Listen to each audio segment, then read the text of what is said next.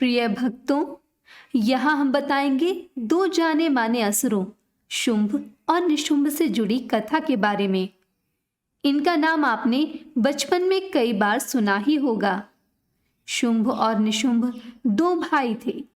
इन दोनों असुरों ने भगवान ब्रह्मा जी की कड़ी तपस्या करके उनसे वरदान प्राप्त किया था कि उन्हें ना ही कोई पुरुष मार सकता है और ना ही कोई पशु या पक्षी। लेकिन उन्होंने वरदान मांगते समय ये सोचा भी नहीं था कि एक महिला भी उनका वध कर सकती है। अमर रहने का ये वरदान पाकर इन राक्षसों ने संतों पर अत्याचार करना शुरू कर दिया। उनके हवन व पूजन को भंग करने लगे। इनका अत्याचार दिन प्रतिदिन बढ़ता ही चला गया और संतों के बाद इन असुरों ने देवलोक पर भी हमला किया और स्वर्ग लोक पर कब्जा कर लिया। इनसे त्रस्त होकर सभी देवता दुखद स्थिति में इधर उधर भटकने लगे। तभी उन्हें देवी की बात याद आई, जब उन्होंने कहा था कि जब जब देवताओं पर संकट आएंगे वो मदद करेंगी। सभी देवताओं ने एक साथ देवी को याद कर माता की स्तुति की।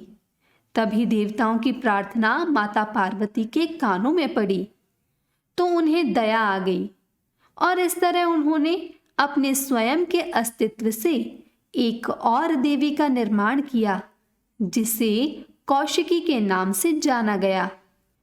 देवी कौशिकी के उद्भव के बाद ही माता पार्वती काली हो गईं और इस प्रकार देवी को कालिका नाम भी दिया गया। माता पार्वती से जो देवी उत्पन्न हुई वो अत्यंत सुंदर थीं। एक दिन दानव भाइयों के कानों तक देवी की सुंदरता की खबर पहुंची, जिसके बारे में सुनकर दोनों भाइयों ने देवी को विवाह का प्रस्ताव भेजा। तभी देवी ने कहा कि उन्होंने उससे शादी करने का संकल्प लिया है जो उन्हें युद्ध में हरा सकता है। ऐसा सुनने के बाद देवी को हराने के लिए सबसे पहले शुंभ और फिर निशुंभ ने एक बड़ी सेना और कुछ सिपाहियों को भेजा, लेकिन वो पराजित हो गए।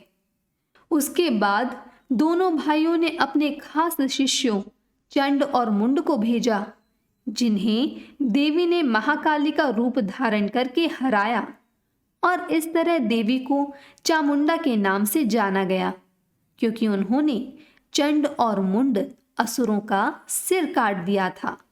जैसे जैसे लड़ाई बढ़ती गई, इस युद्ध में देवी की सहायता के लिए 7 देवताओं के शरीर से 7 देवीय शक्तियां निकली, जिसके बाद असुरों ने सबसे शक्तिशाली दानव रक्त बीज को युद्ध के मैदान में भेजा, जिसे बेहद ही अजीब वरदान प्राप्त था।